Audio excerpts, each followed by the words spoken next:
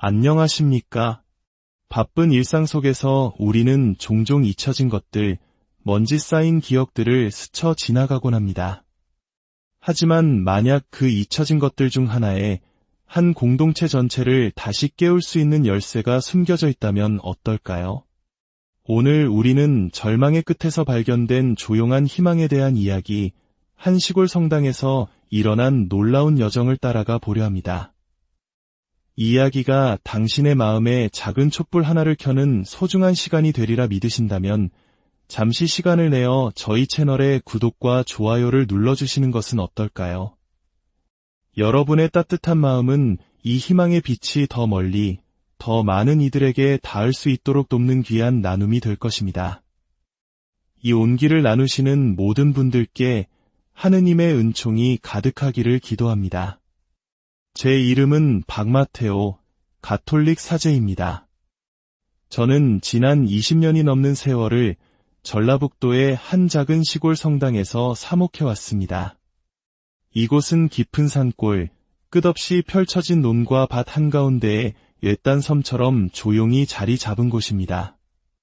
기도 소리보다 침묵이 더 자주 찾아오고 젊은이들은 모두 도시로 떠나 이제는 어르신들만이 남아 계신 세상의 기억 속에서 조금씩 잊혀가는 듯한 그런 마을입니다. 성당 역시 다르지 않았습니다. 불과 몇 년 전까지만 해도 주일 미사는 활기가 넘쳤습니다. 가족 단위로 온 신자들이 성당을 가득 메웠고 아이들은 부모님의 손을 잡고 제대 앞에 옹기종기 모여 앉았으며 어르신들은 늘 앉으시던 그 자리에 앉아 조용히 묵주를 굴리셨습니다. 성모님을 찬양하는 어린이 성가대의 맑은 목소리는 미사 중 저의 눈가를 자주 뜨겁게 만들곤 했지요. 하지만 시간의 흐름은 조용하지만 거스를 수 없었습니다. 젊은이들은 더 나은 삶을 찾아 도시로 떠났고 그들을 따라 가족들의 발길도 하나둘 끊겼습니다. 성당은 서서히 그리고 확실하게 텅 비어갔습니다. 비어있는 것은 단지 신자석 의자뿐만이 아니었습니다. 사람들의 가슴도 그리고 어쩌면 저의 믿음마저도 점점 공허해져 갔습니다. 저는 여전히 이곳에 남아 매일 미사를 봉헌했습니다. 하지만 솔직히 고백하자면 저는 점점 지쳐가고 있었습니다. 어느 날은 신자가 3명뿐이었고 또 어느 날은 아무도 없는 텅 빈 성당에서 홀로 미사를 봉헌하기도 했습니다. 정성껏 준비한 강로는 차가운 돌벽에 부딪혀 공허한 메아리가 되어 돌아왔고 그 메아리는 마치 저의 헛된 수고를 조롱하는 것처럼 들렸습니다. 때로는 미사가 끝난 뒤 마지막 줄 의자에 홀로 주저앉아 텅 빈 제대를 바라보며 중얼거리곤 했습니다. 주님, 이 모든 것이 아직 의미가 있는 것입니까? 이것은 믿음이 없어서가 아니었습니다. 너무나 지쳐서였습니다. 아무런 대답 없는 양떼를 돌보는 목자의 외로움은 말로는 다 표현할 수 없는 깊은 고통이었습니다.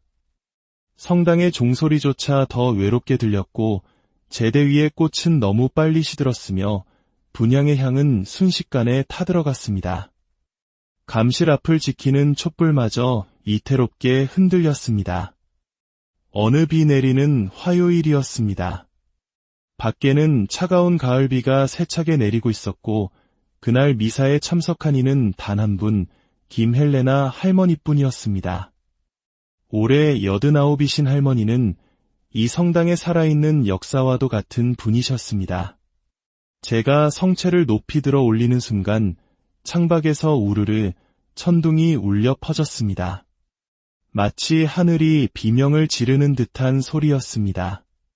그 순간 제 안에서 설명할 수 없는 깊은 공허함이 파도처럼 밀려왔습니다. 손은 기계적으로 미사를 집전하고 있었지만 제 마음은 텅 빈 감옥에 갇힌 듯했습니다. 미사를 마치고 성작을 정리하고 제대보를 접고 촛불을 끄고 난 뒤 저는 제단 아래에 조용히 앉아 혼잣말을 했습니다.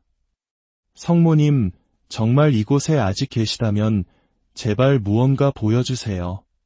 더 이상 이 마을을, 이 텅 빈 성당을 이끌 자신이 없습니다. 정말 아무것도 모르겠습니다. 그리고 저는 그저 조용히 앉아 있었습니다. 빗소리만이 가득한 성당, 텅 빈 제대 앞에 홀로 앉아 있었습니다. 그 주 목요일, 비가 그치고 흐린 하늘 사이로 햇살이 겨우 비치던 날이었습니다. 저는 왠지 모를 이끌림에 성당 뒤편, 창고 겸 성물실로 쓰이던 공간을 정리하고 싶은 마음이 들었습니다. 마치 누군가 제 귓가에 속삭이는 듯했습니다. 정리해 보아라. 찾아보아라.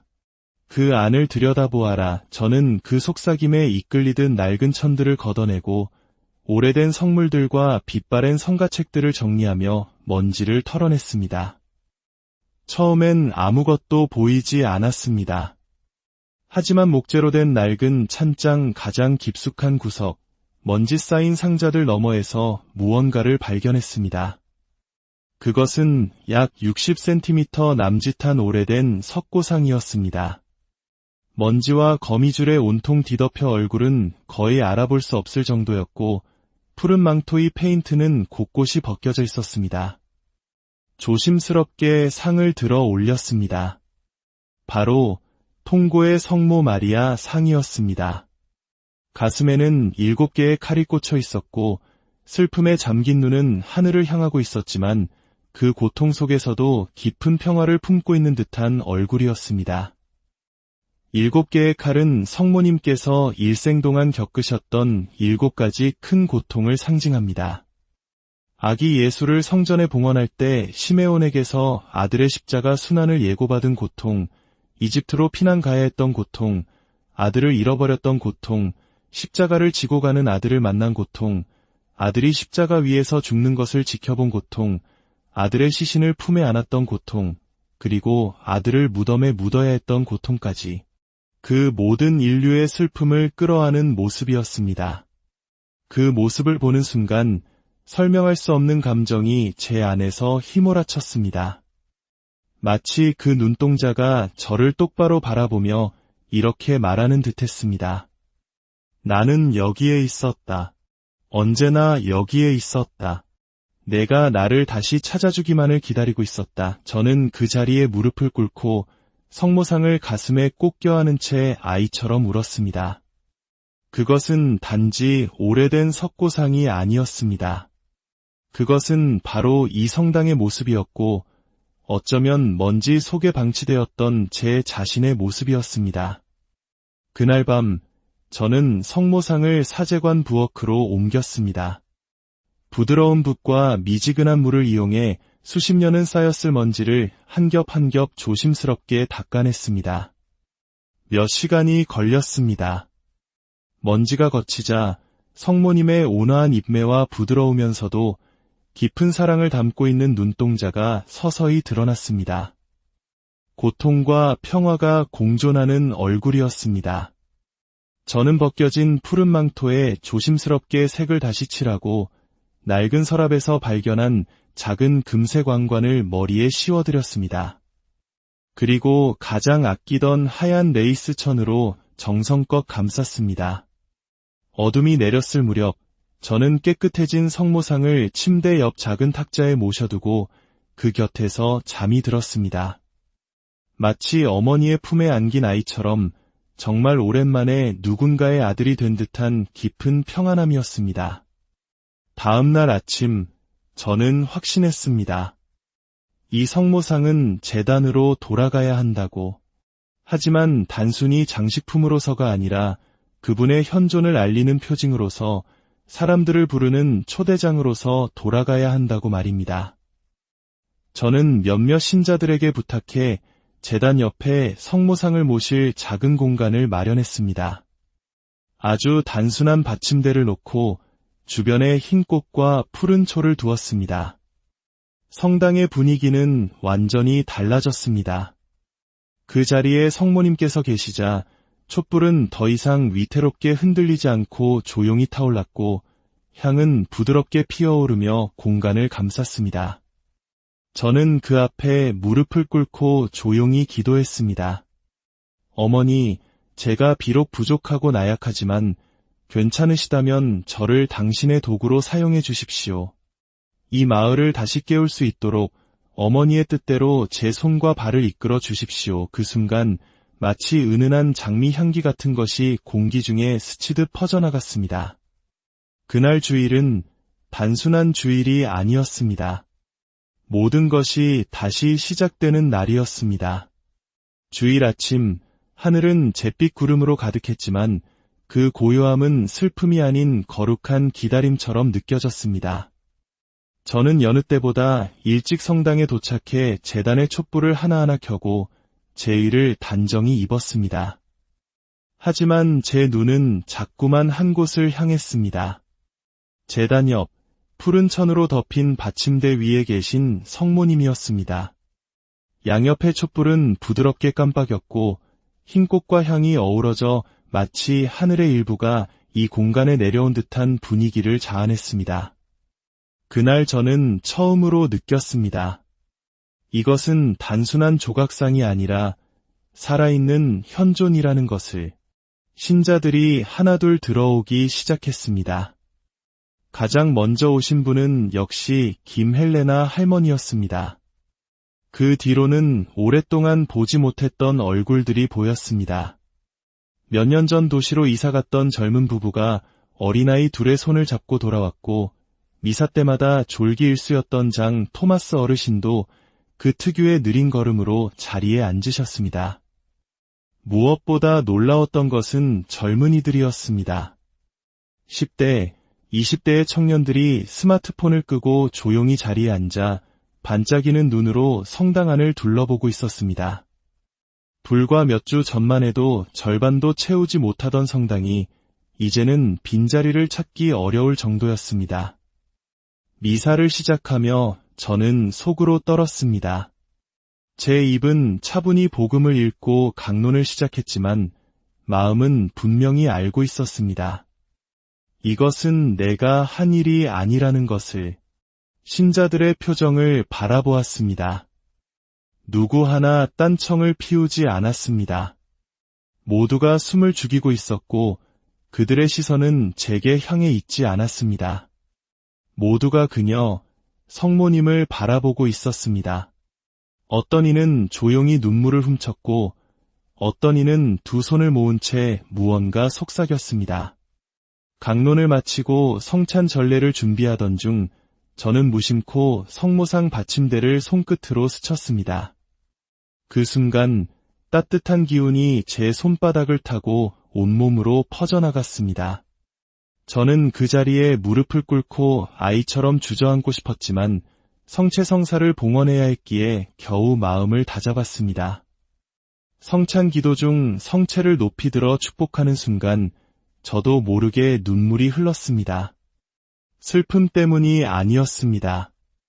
주체할 수 없는 감사함 때문이었습니다. 저는 알았습니다. 그녀가 이곳에 계시다는 것을, 그리고 무언가를 하고 계시다는 것을.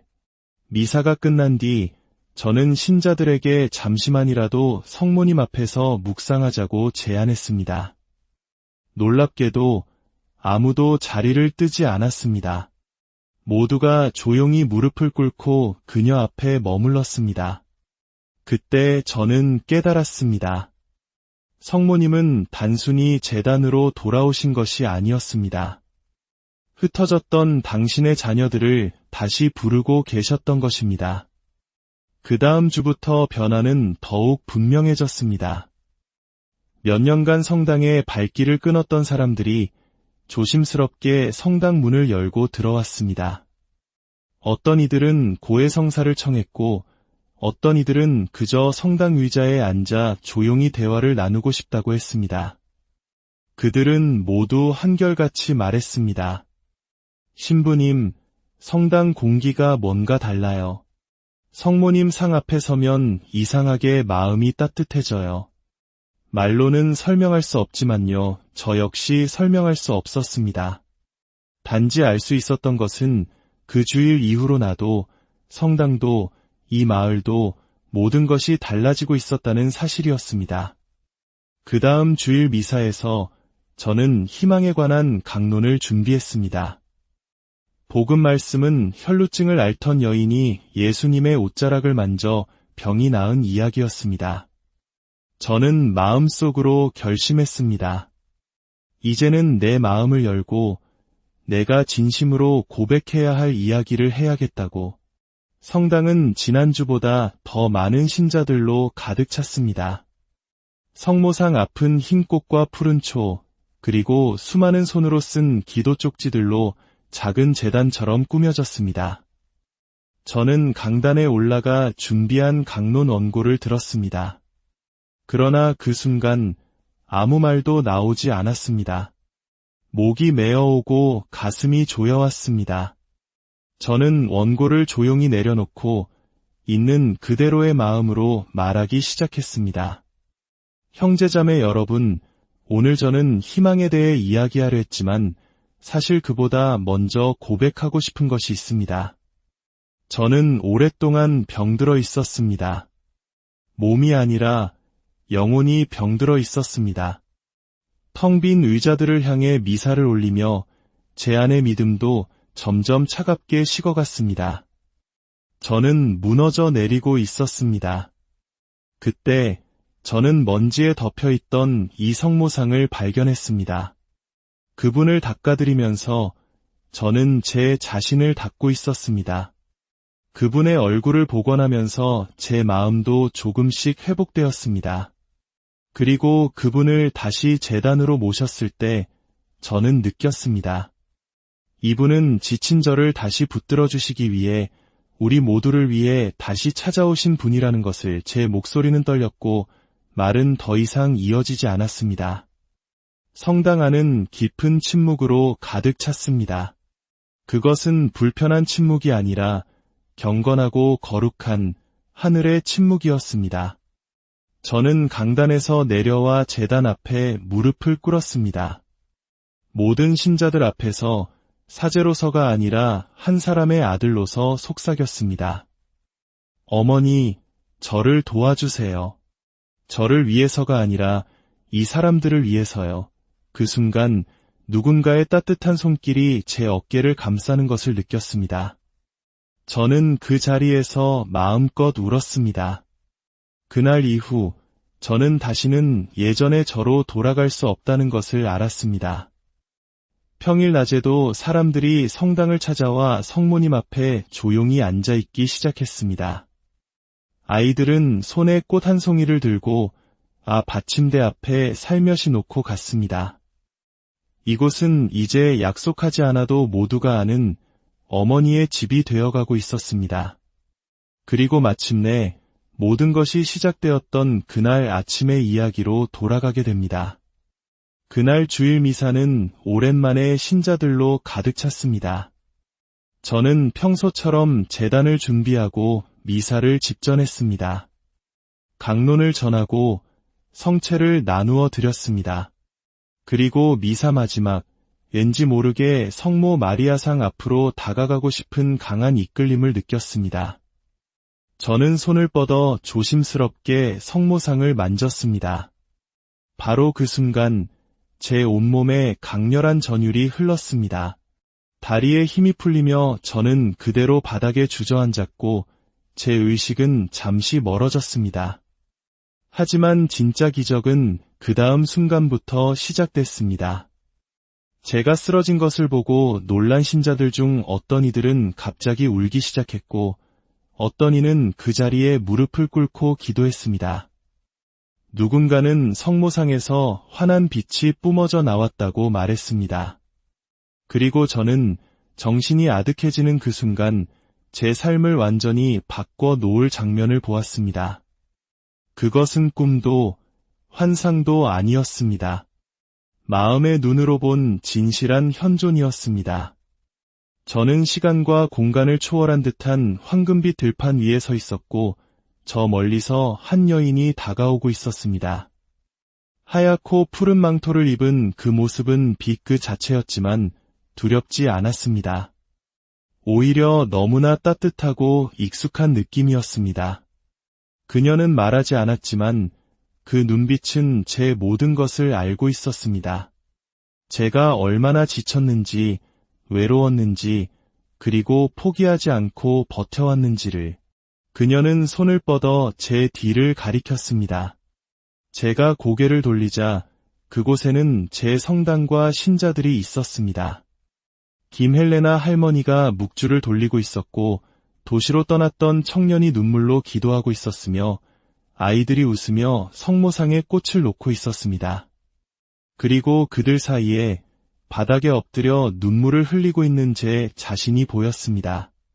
그 순간 성모님은 조용히 미소 지으셨습니다. 그리고 저는 깨달았습니다. 이것은 내 이야기가 아니다. 이것은 그들의 이야기다. 나는 단지 그들을 연결해주는 다리였을 뿐이다.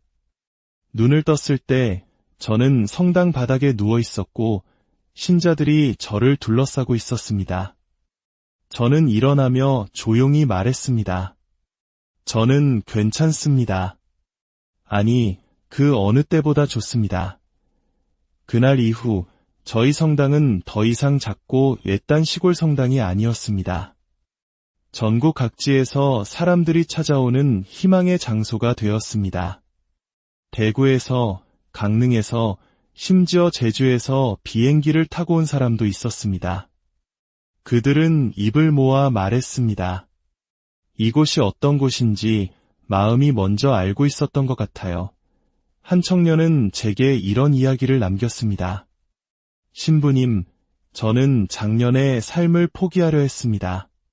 그러다 우연히 인터넷에서 이 성당에 관한 영상을 보았고 아무 생각 없이 이곳을 찾았습니다.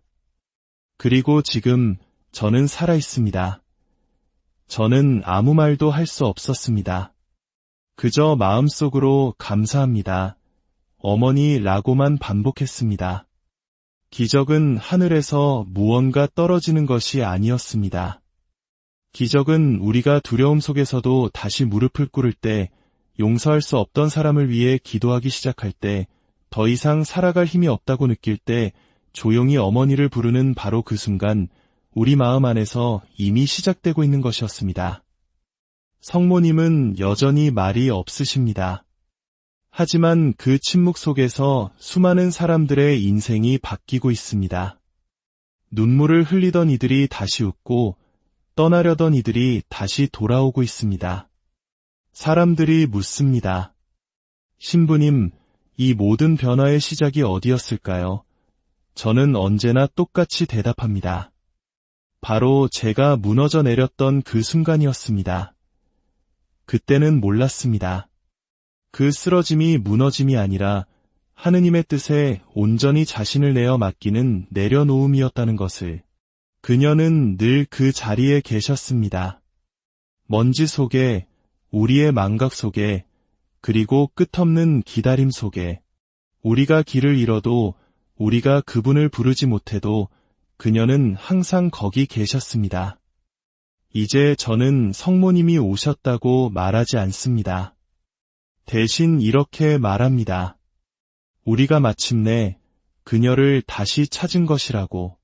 지금 이 순간 혹시 당신의 삶이 버겁고 길을 잃은 듯한 마음이라면 조용히 눈을 감고 성모님의 눈을 바라보며 이 한마디만 건네보십시오.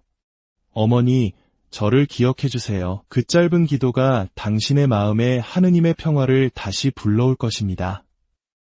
이야기를 끝까지 들어주신 여러분께 진심으로 감사드립니다. 하느님은 침묵 속에서도 말씀하시며 성모님은 우리가 무너질 때 조용히 손을 내밀어 일으켜 세우십니다. 기억하십시오. 우리의 믿음이 흔들릴지라도 그녀는 결코 우리를 놓지 않으십니다. 오늘 당신의 침묵이 하늘에 닿는 기도가 되기를 바랍니다. 안녕하십니까? 바쁜 일상 속에서 우리는 종종 잊혀진 것들, 먼지 쌓인 기억들을 스쳐 지나가곤 합니다. 하지만 만약 그 잊혀진 것들 중 하나에 한 공동체 전체를 다시 깨울 수 있는 열쇠가 숨겨져 있다면 어떨까요?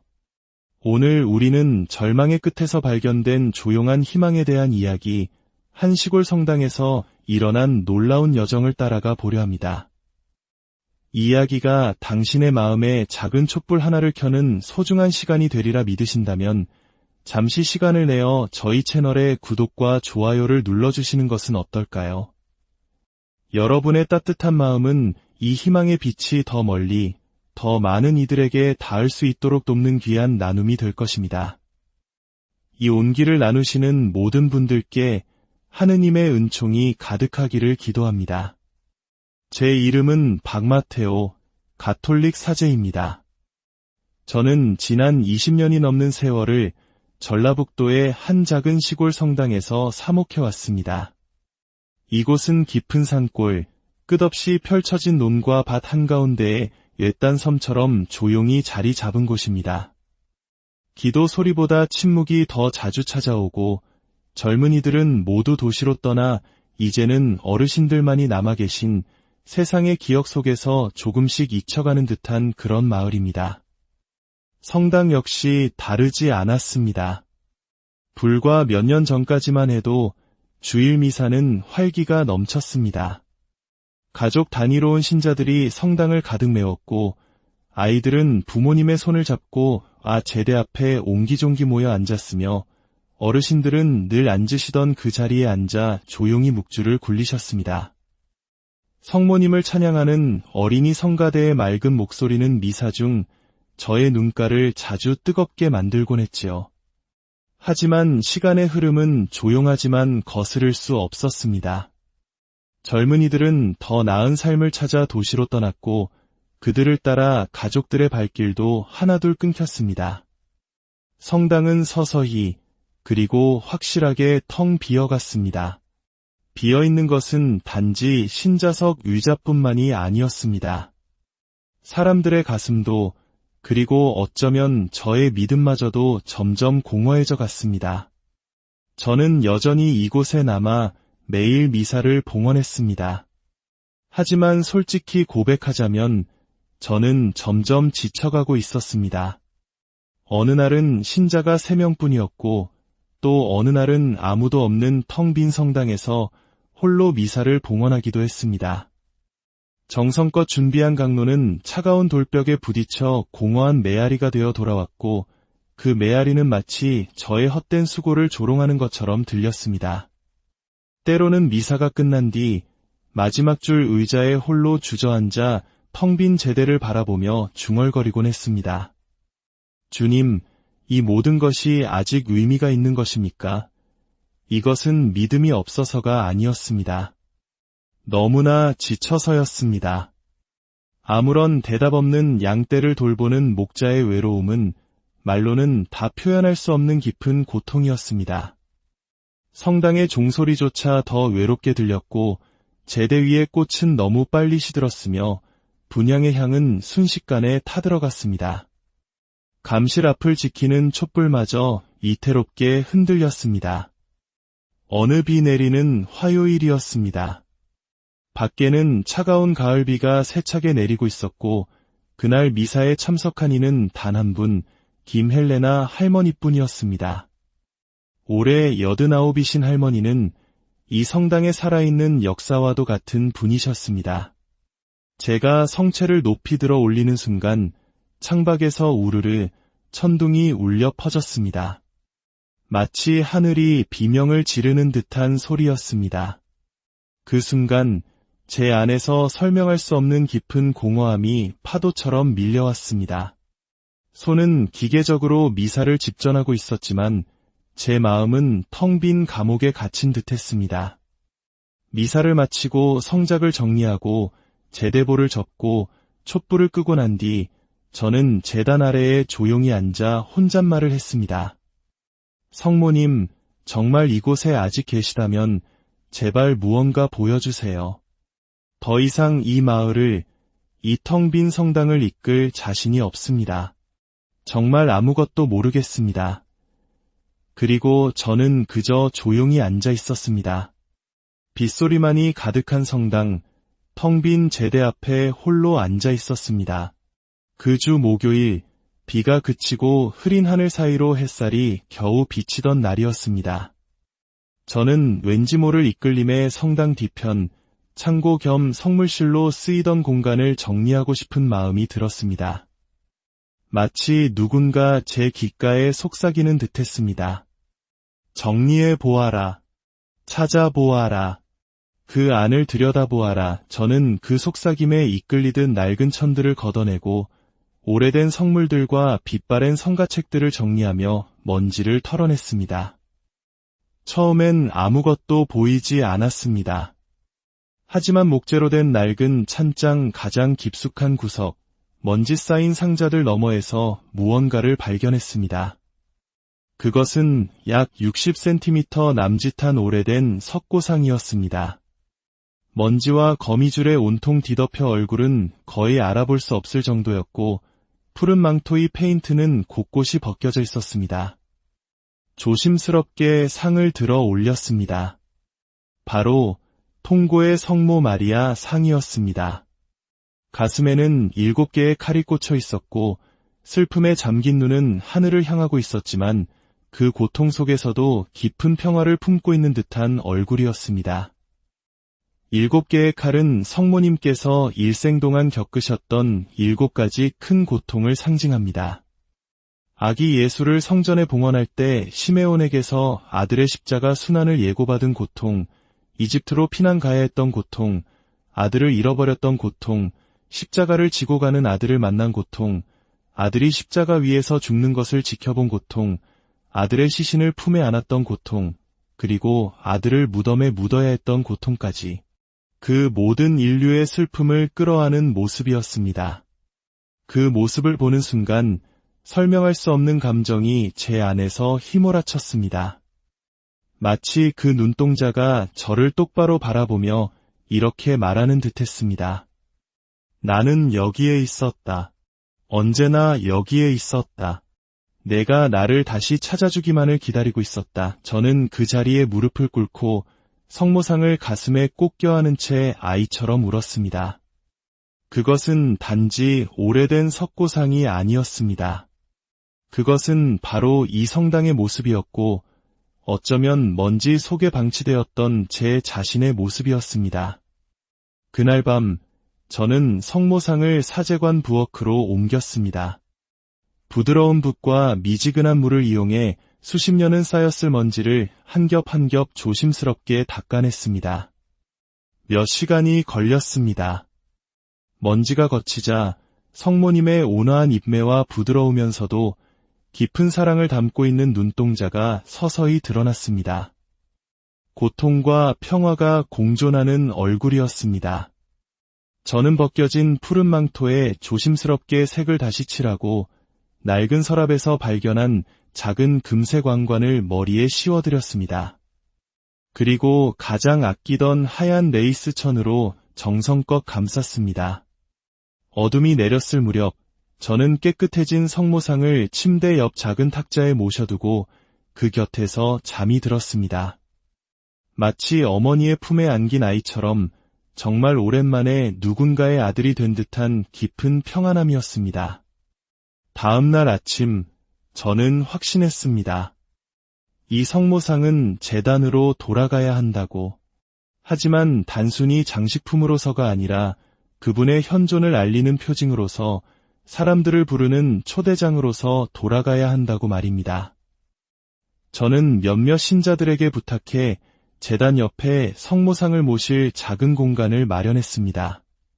아주 단순한 받침대를 놓고 주변에 흰 꽃과 푸른 초를 두었습니다. 성당의 분위기는 완전히 달라졌습니다. 그 자리에 성모님께서 계시자 촛불은 더 이상 위태롭게 흔들리지 않고 조용히 타올랐고 향은 부드럽게 피어오르며 공간을 감쌌습니다. 저는 그 앞에 무릎을 꿇고 조용히 기도했습니다. 어머니, 제가 비록 부족하고 나약하지만 괜찮으시다면 저를 당신의 도구로 사용해 주십시오.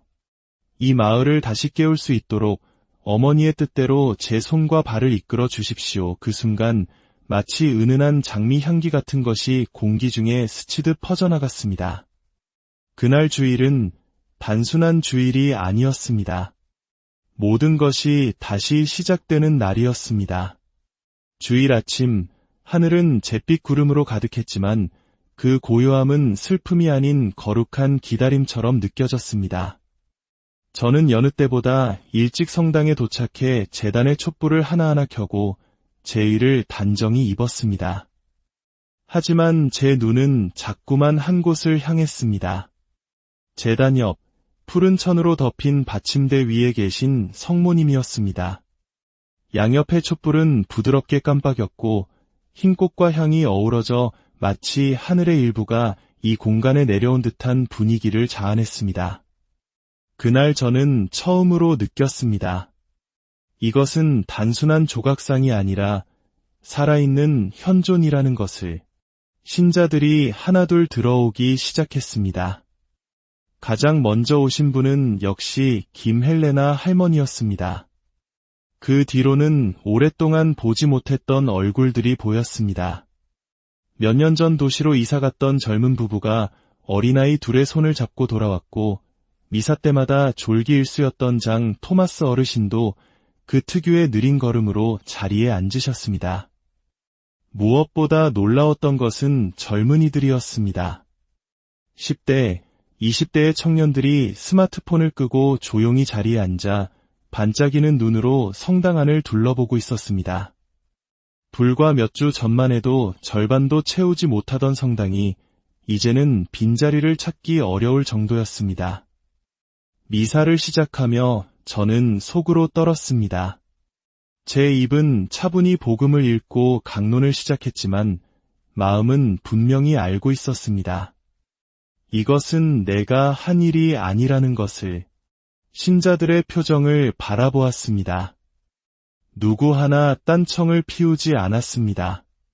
모두가 숨을 죽이고 있었고 그들의 시선은 제게 향해 있지 않았습니다. 모두가 그녀, 성모님을 바라보고 있었습니다. 어떤 이는 조용히 눈물을 훔쳤고 어떤 이는 두 손을 모은 채 무언가 속삭였습니다. 강론을 마치고 성찬 전례를 준비하던 중 저는 무심코 성모상 받침대를 손끝으로 스쳤습니다. 그 순간 따뜻한 기운이 제 손바닥을 타고 온몸으로 퍼져나갔습니다. 저는 그 자리에 무릎을 꿇고 아이처럼 주저앉고 싶었지만 성체성사를 봉헌해야 했기에 겨우 마음을 다잡았습니다. 성찬 기도 중 성체를 높이 들어 축복하는 순간 저도 모르게 눈물이 흘렀습니다. 슬픔 때문이 아니었습니다. 주체할 수 없는 감사함 때문이었습니다. 저는 알았습니다. 그녀가 이곳에 계시다는 것을, 그리고 무언가를 하고 계시다는 것을. 미사가 끝난 뒤 저는 신자들에게 잠시만이라도 성모님 앞에서 묵상하자고 제안했습니다.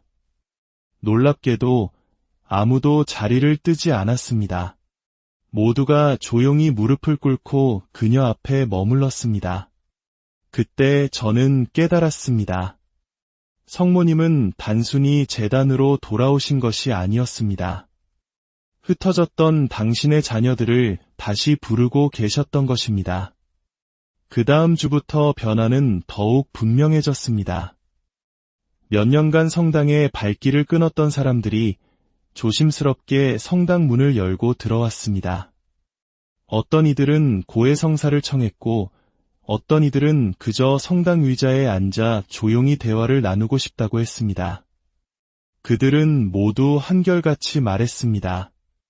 신부님, 성당 공기가 뭔가 달라요. 성모님 상 앞에 서면 이상하게 마음이 따뜻해져요. 말로는 설명할 수 없지만요, 저 역시 설명할 수 없었습니다. 단지 알 수 있었던 것은 그 주일 이후로 나도, 성당도, 이 마을도 모든 것이 달라지고 있었다는 사실이었습니다. 그 다음 주일 미사에서 저는 희망에 관한 강론을 준비했습니다. 복음 말씀은 혈루증을 앓던 여인이 예수님의 옷자락을 만져 병이 나은 이야기였습니다. 저는 마음속으로 결심했습니다. 이제는 내 마음을 열고 내가 진심으로 고백해야 할 이야기를 해야겠다고. 성당은 지난주보다 더 많은 신자들로 가득 찼습니다. 성모상 앞은 흰 꽃과 푸른 초, 그리고 수많은 손으로 쓴 기도 쪽지들로 작은 제단처럼 꾸며졌습니다. 저는 강단에 올라가 준비한 강론 원고를 들었습니다. 그러나 그 순간 아무 말도 나오지 않았습니다. 목이 메어오고 가슴이 조여왔습니다. 저는 원고를 조용히 내려놓고 있는 그대로의 마음으로 말하기 시작했습니다. 형제자매 여러분, 오늘 저는 희망에 대해 이야기하려 했지만 사실 그보다 먼저 고백하고 싶은 것이 있습니다. 저는 오랫동안 병들어 있었습니다. 몸이 아니라 영혼이 병들어 있었습니다. 텅 빈 의자들을 향해 미사를 올리며 제 안의 믿음도 점점 차갑게 식어갔습니다. 저는 무너져 내리고 있었습니다. 그때 저는 먼지에 덮여있던 이 성모상을 발견했습니다. 그분을 닦아드리면서 저는 제 자신을 닦고 있었습니다. 그분의 얼굴을 복원하면서 제 마음도 조금씩 회복되었습니다. 그리고 그분을 다시 제단으로 모셨을 때 저는 느꼈습니다. 이분은 지친 저를 다시 붙들어 주시기 위해 우리 모두를 위해 다시 찾아오신 분이라는 것을. 제 목소리는 떨렸고 말은 더 이상 이어지지 않았습니다. 성당 안은 깊은 침묵으로 가득 찼습니다. 그것은 불편한 침묵이 아니라 경건하고 거룩한 하늘의 침묵이었습니다. 저는 강단에서 내려와 제단 앞에 무릎을 꿇었습니다. 모든 신자들 앞에서 사제로서가 아니라 한 사람의 아들로서 속삭였습니다. 어머니, 저를 도와주세요. 저를 위해서가 아니라 이 사람들을 위해서요. 그 순간 누군가의 따뜻한 손길이 제 어깨를 감싸는 것을 느꼈습니다. 저는 그 자리에서 마음껏 울었습니다. 그날 이후 저는 다시는 예전의 저로 돌아갈 수 없다는 것을 알았습니다. 평일 낮에도 사람들이 성당을 찾아와 성모님 앞에 조용히 앉아있기 시작했습니다. 아이들은 손에 꽃 한 송이를 들고 받침대 앞에 살며시 놓고 갔습니다. 이곳은 이제 약속하지 않아도 모두가 아는 어머니의 집이 되어가고 있었습니다. 그리고 마침내 모든 것이 시작되었던 그날 아침의 이야기로 돌아가게 됩니다. 그날 주일 미사는 오랜만에 신자들로 가득 찼습니다. 저는 평소처럼 제단을 준비하고 미사를 집전했습니다. 강론을 전하고 성체를 나누어 드렸습니다. 그리고 미사 마지막, 왠지 모르게 성모 마리아상 앞으로 다가가고 싶은 강한 이끌림을 느꼈습니다. 저는 손을 뻗어 조심스럽게 성모상을 만졌습니다. 바로 그 순간 제 온몸에 강렬한 전율이 흘렀습니다. 다리에 힘이 풀리며 저는 그대로 바닥에 주저앉았고 제 의식은 잠시 멀어졌습니다. 하지만 진짜 기적은 그 다음 순간부터 시작됐습니다. 제가 쓰러진 것을 보고 놀란 신자들 중 어떤 이들은 갑자기 울기 시작했고 어떤 이는 그 자리에 무릎을 꿇고 기도했습니다. 누군가는 성모상에서 환한 빛이 뿜어져 나왔다고 말했습니다. 그리고 저는 정신이 아득해지는 그 순간 제 삶을 완전히 바꿔 놓을 장면을 보았습니다. 그것은 꿈도 환상도 아니었습니다.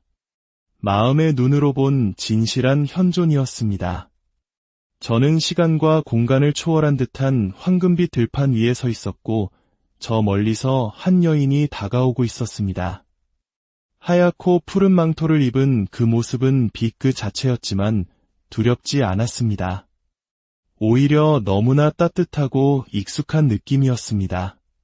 그녀는 말하지 않았지만 그 눈빛은 제 모든 것을 알고 있었습니다. 제가 얼마나 지쳤는지, 외로웠는지, 그리고 포기하지 않고 버텨왔는지를. 그녀는 손을 뻗어 제 뒤를 가리켰습니다. 제가 고개를 돌리자 그곳에는 제 성당과 신자들이 있었습니다. 김헬레나 할머니가 묵주를 돌리고 있었고 도시로 떠났던 청년이 눈물로 기도하고 있었으며 아이들이 웃으며 성모상에 꽃을 놓고 있었습니다. 그리고 그들 사이에 바닥에 엎드려 눈물을 흘리고 있는 제 자신이 보였습니다. 그 순간 성모님은 조용히 미소 지으셨습니다. 그리고 저는 깨달았습니다. 이것은 내 이야기가 아니다. 이것은 그들의 이야기다. 나는 단지 그들을 연결해주는 다리였을 뿐이다. 눈을 떴을 때 저는 성당 바닥에 누워 있었고 신자들이 저를 둘러싸고 있었습니다. 저는 일어나며 조용히 말했습니다. 저는 괜찮습니다. 아니, 그 어느 때보다 좋습니다. 그날 이후 저희 성당은 더 이상 작고 외딴 시골 성당이 아니었습니다. 전국 각지에서 사람들이 찾아오는 희망의 장소가 되었습니다.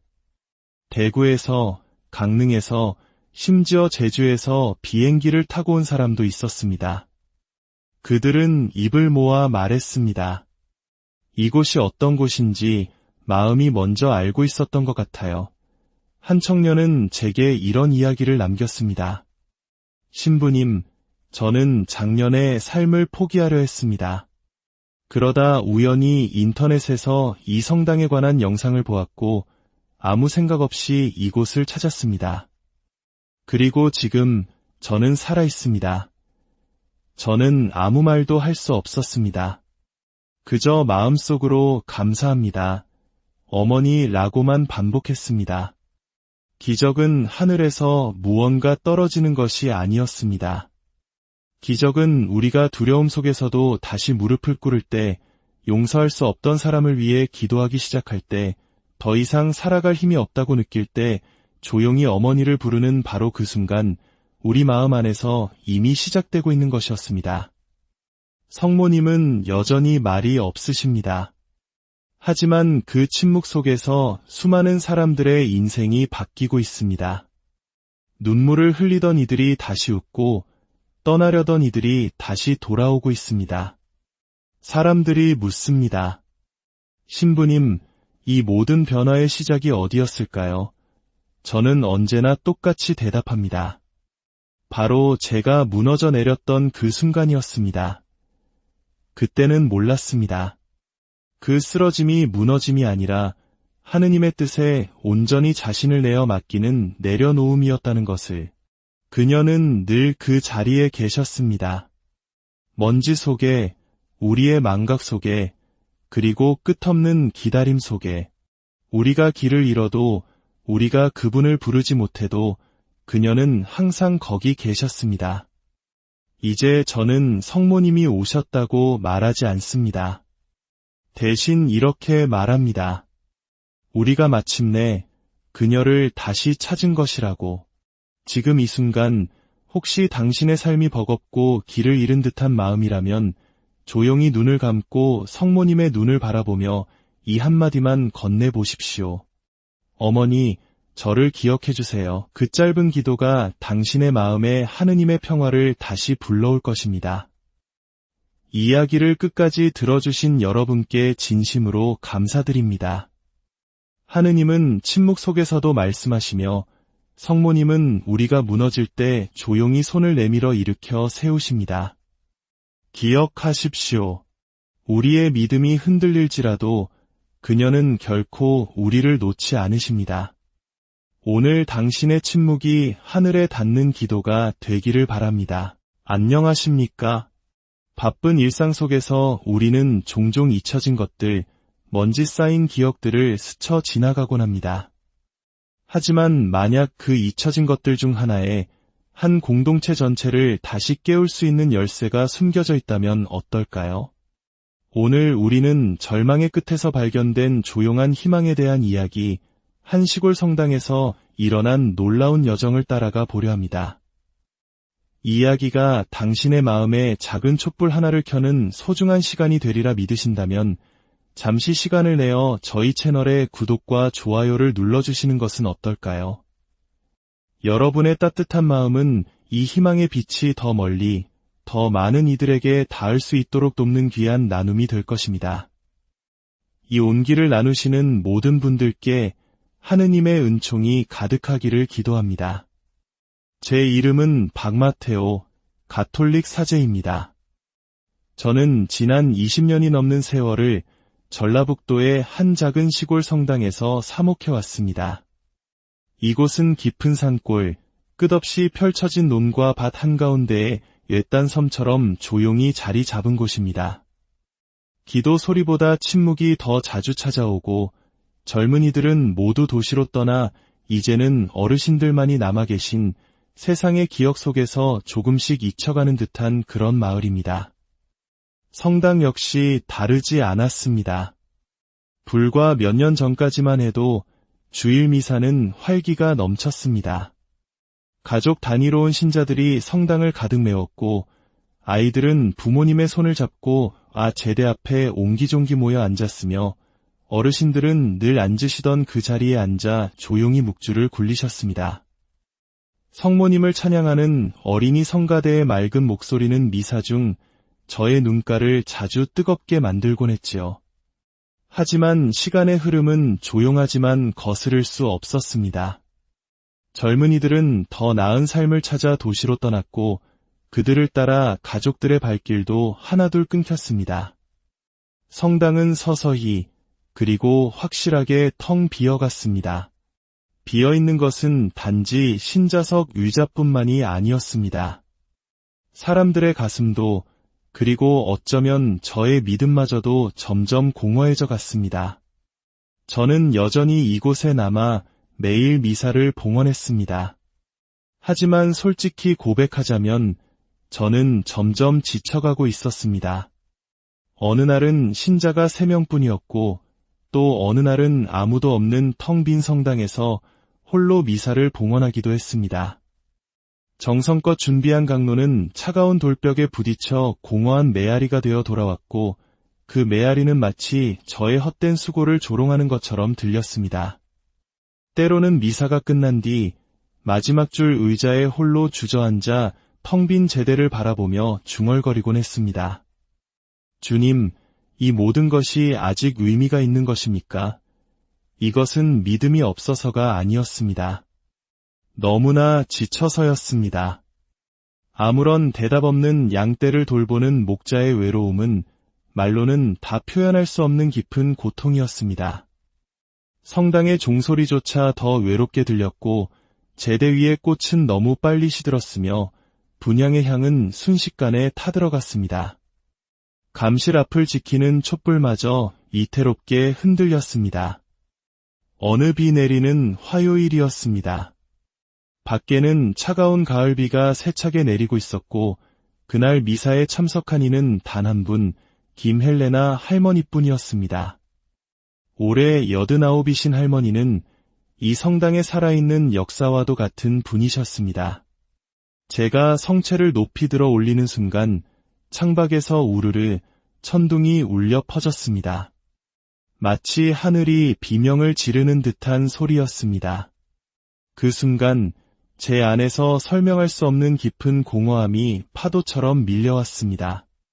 손은 기계적으로 미사를 집전하고 있었지만 제 마음은 텅 빈 감옥에 갇힌 듯했습니다. 미사를 마치고 성작을 정리하고 제대보를 접고 촛불을 끄고 난 뒤 저는 제단 아래에 조용히 앉아 혼잣말을 했습니다. 성모님, 정말 이곳에 아직 계시다면 제발 무언가 보여주세요. 더 이상 이 마을을, 이 텅 빈 성당을 이끌 자신이 없습니다. 정말 아무것도 모르겠습니다. 그리고 저는 그저 조용히 앉아 있었습니다. 빗소리만이 가득한 성당, 텅 빈 제대 앞에 홀로 앉아 있었습니다.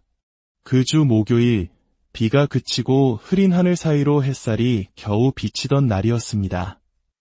저는 왠지 모를 이끌림에 성당 뒤편, 창고 겸 성물실로 쓰이던 공간을 정리하고 싶은 마음이 들었습니다. 마치 누군가 제 귓가에 속삭이는 듯했습니다. 정리해보아라. 찾아보아라. 그 안을 들여다보아라. 저는 그 속삭임에 이끌리듯 낡은 천들을 걷어내고 오래된 성물들과 빛바랜 성가책들을 정리하며 먼지를 털어냈습니다. 처음엔 아무것도 보이지 않았습니다. 하지만 목재로 된 낡은 찬장 가장 깊숙한 구석, 먼지 쌓인 상자들 너머에서 무언가를 발견했습니다. 그것은 약 60cm 남짓한 오래된 석고상이었습니다. 먼지와 거미줄에 온통 뒤덮여 얼굴은 거의 알아볼 수 없을 정도였고 푸른 망토의 페인트는 곳곳이 벗겨져 있었습니다. 조심스럽게 상을 들어 올렸습니다. 바로 통고의 성모 마리아 상이었습니다. 가슴에는 7개의 칼이 꽂혀 있었고 슬픔에 잠긴 눈은 하늘을 향하고 있었지만 그 고통 속에서도 깊은 평화를 품고 있는 듯한 얼굴이었습니다. 7개의 칼은 성모님께서 일생 동안 겪으셨던 7가지 큰 고통을 상징합니다. 아기 예수를 성전에 봉헌할 때 시메온에게서 아들의 십자가 순환을 예고받은 고통, 이집트로 피난 가야 했던 고통, 아들을 잃어버렸던 고통, 십자가를 지고 가는 아들을 만난 고통, 아들이 십자가 위에서 죽는 것을 지켜본 고통, 아들의 시신을 품에 안았던 고통, 그리고 아들을 무덤에 묻어야 했던 고통까지. 그 모든 인류의 슬픔을 끌어안은 모습이었습니다. 그 모습을 보는 순간 설명할 수 없는 감정이 제 안에서 휘몰아쳤습니다. 마치 그 눈동자가 저를 똑바로 바라보며 이렇게 말하는 듯했습니다. 나는 여기에 있었다. 언제나 여기에 있었다. 내가 나를 다시 찾아주기만을 기다리고 있었다. 저는 그 자리에 무릎을 꿇고 성모상을 가슴에 꼭 껴안은 채 아이처럼 울었습니다.